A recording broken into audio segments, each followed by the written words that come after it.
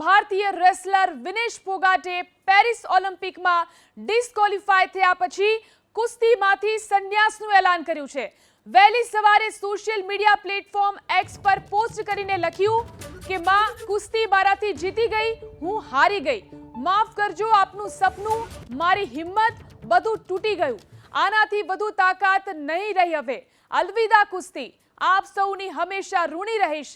નિવૃત્તિની જાહેરાત કરતા પહેલા વિનેશે બુધવારે રાત્રે પોતાને ગેરલાયક ઠરાવવા સામે સીએસમાં અપીલ કરી હતી, સિલ્વર મેડલ આપવાની માંગ કરી હતી।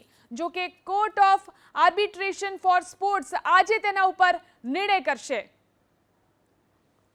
તો આજે કોઈ નિર્ણય આવે તે પહેલા જ કુસ્તીમાંથી નિવૃત્તિ જાહેર કરી છે વિનેશ ફોગાટે। તેમણે સોશિયલ મીડિયા એક્સ પર આ પોસ્ટ કરી છે, માં કુસ્તી મારી સામે જીતી ગઈ અને હું હારી ગઈ, તે પ્રકારની પોસ્ટ તેમણે કરી છે। આ સાથે જ તેમણે લખ્યું છે, માફ કરજો, આપનું સપનું, મારી હિંમત બધું તૂટી ગયું, આનાથી વધુ તાકાત નથી રહી, હવે અલવિદા કુસ્તી, આપ સૌની હંમેશા ઋણી રહીશ।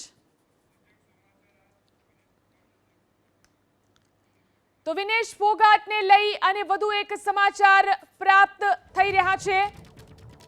વિનેશ ફોગાટ પર વધુ એક સમાચાર, વિનેશ ફોગાટની સીએસમાં અપીલ, સિલ્વર મેડલ આપવા માટે અપીલ કરવામાં આવી છે। સીએસ દ્વારા સિલ્વર મેડલ મળે તે માટે અપીલ કરાઈ છે। આજે તેની ઉપર નિર્ણય આવશે।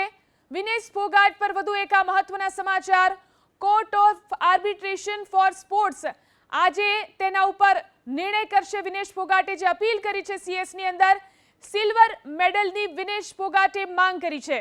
તો ગઈકાલે ડિસ્ક્વોલિફાય થયા બાદ ફોગાટની સીએસ સામે આજે માંગ, સીએસ આજે આ અંગે નિર્ણય આપશે। વિનેશ ફોગાટને લઈને આ મહત્વના સમાચાર।